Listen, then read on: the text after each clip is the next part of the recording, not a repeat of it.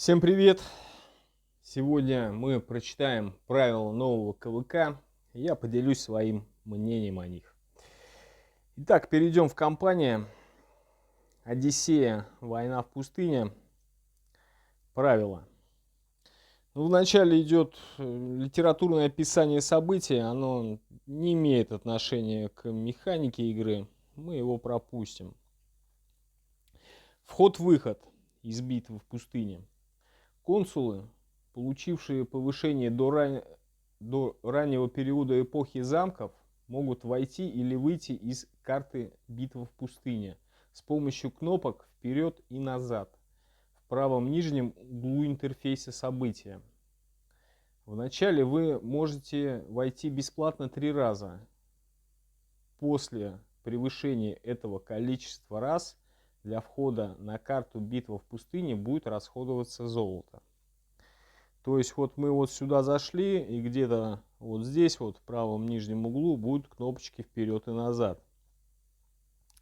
Мы сможем за все время события войти на карту и выйти, конечно, с нее бесплатно 3 раза. Для чего может потребоваться выйти?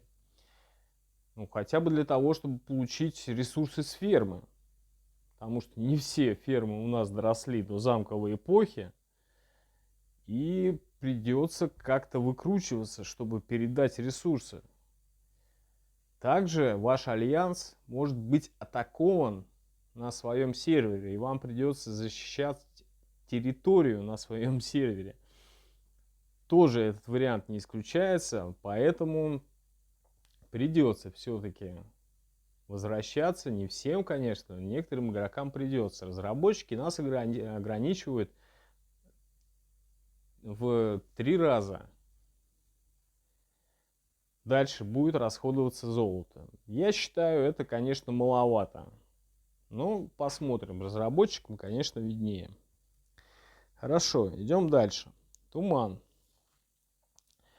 Поначалу карта покрыта туманом войны. И нам необходимо отправлять разведчиков для изучения территории. Все думали, что разведчики все, больше не пригодятся никогда. Но вот у разработчиков другое мнение. Конечно, печально, что нам вновь придется разведывать туман, как это было когда-то в начале игры. Это очень муторно, очень долго, занимает очень много времени. Но повышает ли это интерес к игре? Мне кажется, нет, все-таки не повышает. Это монотонная работа. Надеюсь, будут также на карте пещеры, которые будут нам давать дополнительные награды, чтобы повысить наш интерес к разведке тумана. Ресурсная точка. В войне в пустыне есть более продвинутые точки ресурсов, где запасы ресурсов более богатые. Надеюсь, появятся ресурсы уже и по 2 миллиона, и по 3 миллиона, чтобы на день поставил там, пускай фарминг, просто склады меняя около одной точки ресурсов. Классно, классно, хорошо сделано. Варвары.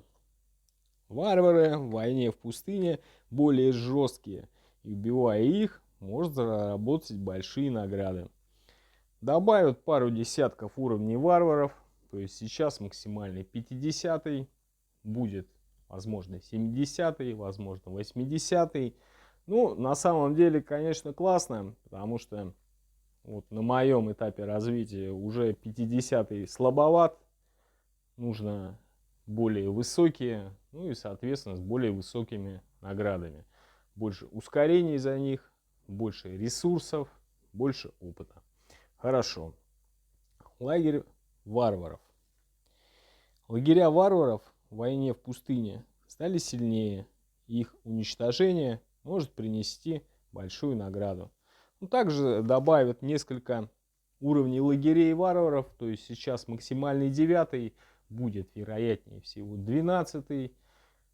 Конечно, сложнее будет его пробить. Сейчас для меня 9 уже слабоват. Я могу его в одного победить.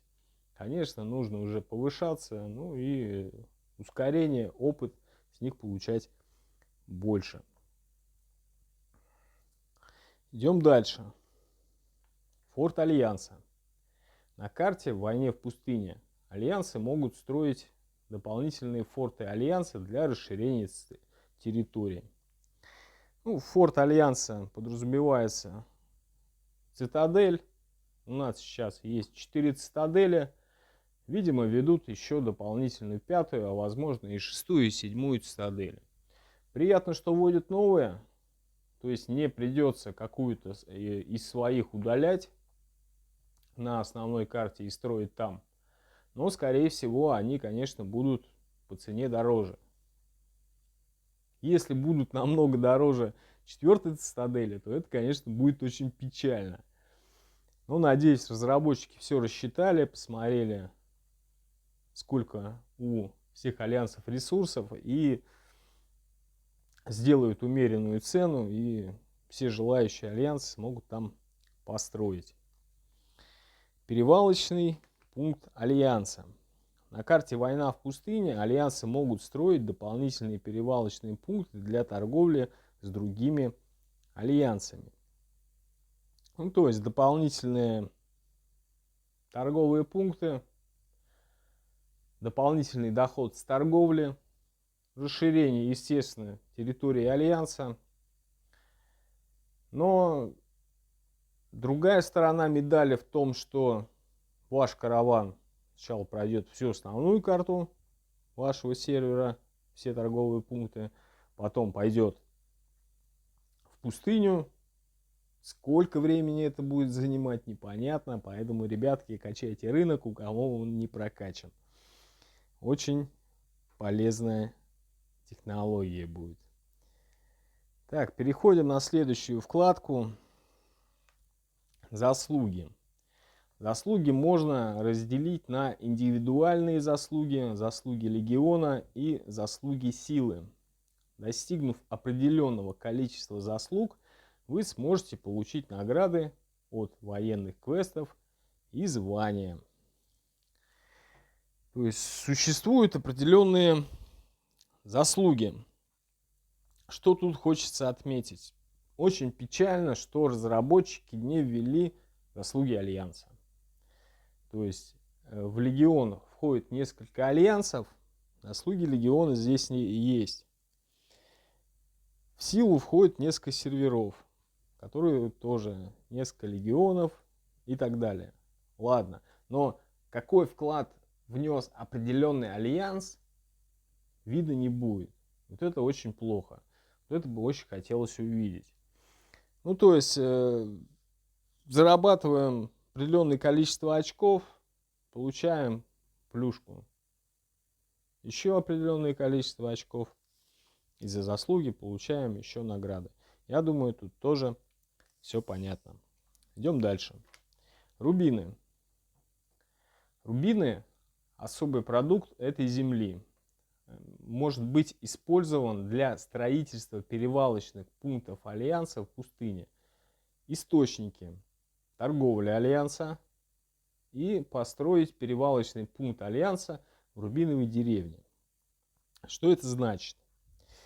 Наравне с деревнями дерева, деревнями камня, железа и пищи появятся деревни с рубинами.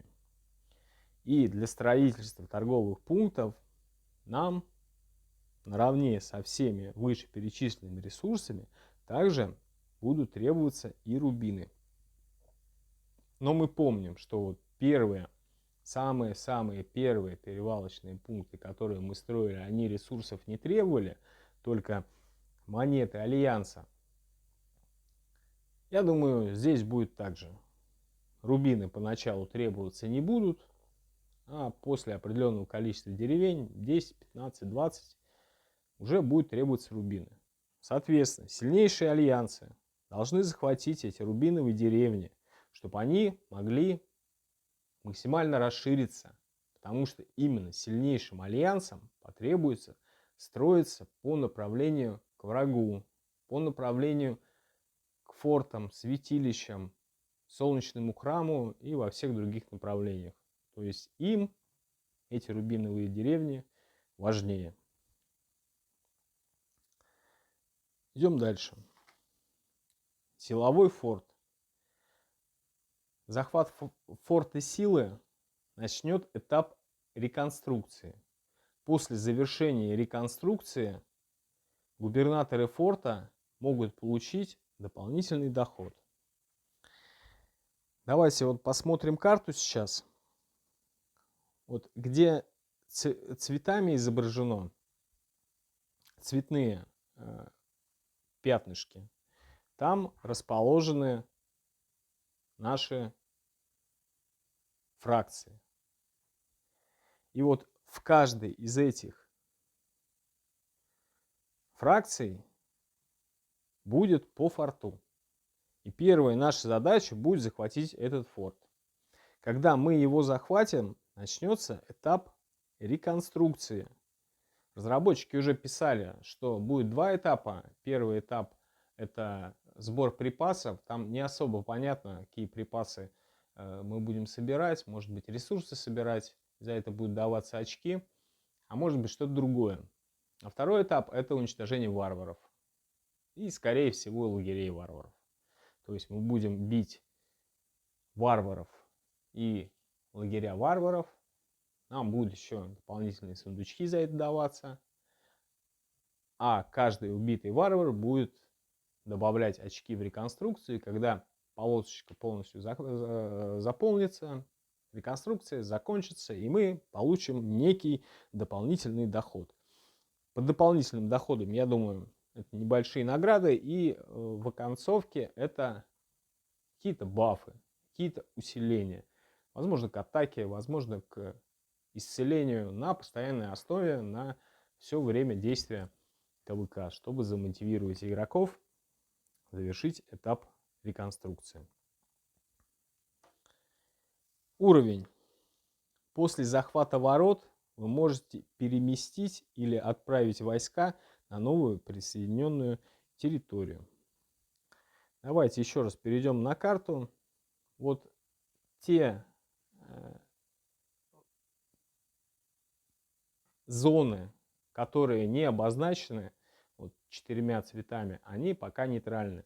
Туда мы не сможем войти. Потом откроются какие-то ворота определенного уровня сначала. Мы сможем попасть в какую-то другую зону. Потом в другую зону после следующих ворот. И еще одни ворота откроются, мы сможем попасть в центр. Вот это здесь имеется в виду. Святыня. Захватив святилище, вы можете со временем получить заслуги и дополнительный доход. Ну, здесь, я думаю, тоже понятно. Захватываете святыню, получаете награду за первый захват. В конце КВК также получите награду за то, что вы владеете святыней. Об этом говорится позднее. Ну и какие-то бафы, какие-то усиления у вас будут также иметься на постоянной основе у всего легиона, который владеет святыней. Состязание за артефакты. Открывайте время от времени, посылайте монахов для переноски святых реликвий, и та фракция, которая в итоге вернет реликвии в точку возврата, получит много наград. Что-то новое, что-то свежее, то есть что-то появляется в определенной точке. Туда нужно прислать монахов, чтобы доставить в другую точку. Естественно, эти монахи будут атаковаться врагами, и ваша задача убить врагов. То есть, кроме монахов, вы должны туда прислать и свою боевую армию. Будет интересно посмотреть, как это будет происходить на самом деле, но звучит достаточно интересно. Хотя бы потому, что реликвию несет не боевая пачка, а именно вот жрецы. Потому что боевая пачка схватила самый сильный со своими золотыми командирами, своей прокачкой, понес, фиг его кто убьет. Жрецов убить легче. То есть нужно постоянно идти, мониторить, чтобы никто не атаковал. Убили жрецов, надо других жрецов прислать. Звучит интересно, как на самом деле произойдет. Ну, посмотрим. Солнечный храм. Войска и легионы, которые в итоге займут храм Солнца, получат дополнительные награды.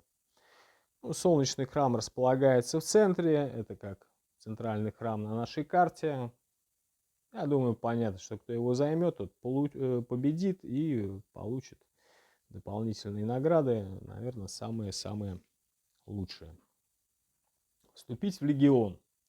Лорды могут создавать или вступать в легионы как подразделения альянсов. Вы можете присоединиться только к легиону той же фракции. Легион пустыни будет автоматически расформирован после окончания игры. То есть несколько альянсов. К сожалению, сейчас разработчик нам не раскрывает, сколько альянсов будет состоять в легионе. Они образуют легион. И по сути будут считаться как один альянс. Вот все преимущества объясняются дальше. Общий легион. Игроки одного легиона могут помогать друг другу в создании митинга, размещении гарнизонов, строительстве здания альянса и помощи альянса. То есть даже лагеря варваров бить можете вместе, вступить в штурм игрока из другого альянса и побить с ним лагерь варвара. Можете попросить игрока из другого альянса зайти в ваш перевалочный пункт, чтобы защитить вашу территорию. То есть, по сути, легион как один альянс. Переместить. Лорды одного легиона могут переселяться в любое место на территории всех альянсов. То есть сможете делать телепорт в любую точку вашего легиона. То есть если будут 3 альянса, например, вы хотите на свою территорию, можете сделать телепорт, хотите на территорию союзного альянса. Сколько, повторюсь, таких альянсов будет, пока непонятно. Общие награды. Все члены легиона получают награду за захват святилища и ворот. Ну, здесь, я думаю, тоже все понятно. Общие бафы. После захвата святилища все члены легиона получают баф святилища. Тут тоже все понятно. То есть, повторюсь, легион будет выглядеть как цельный альянс. То есть в альянсе сейчас там по 150 человек, а легион будет по 500. Сколько там митингов будет одновременно создаваться, интересно. Ну ладно, посмотрим. Все, переходим на следующую вкладку. Военные задания. В войне в пустыне вы можете выполнить соответствующие условия квеста, чтобы получить богатые награды. То есть будут определенные задания. Скорее всего, это убить определенное количество варваров, убить определенное количество лагерей варваров, убить определенное количество войск врага, ну и так далее и тому подобное. И выполняя, будете получать дополнительные награды. Финальные награды. После окончания войны в пустыне легионы, занимающие святилища, форты и солнечный храм, получают хорошие награды. То есть, кроме того, что вы получите награду за первый захват, если вы его удержите до конца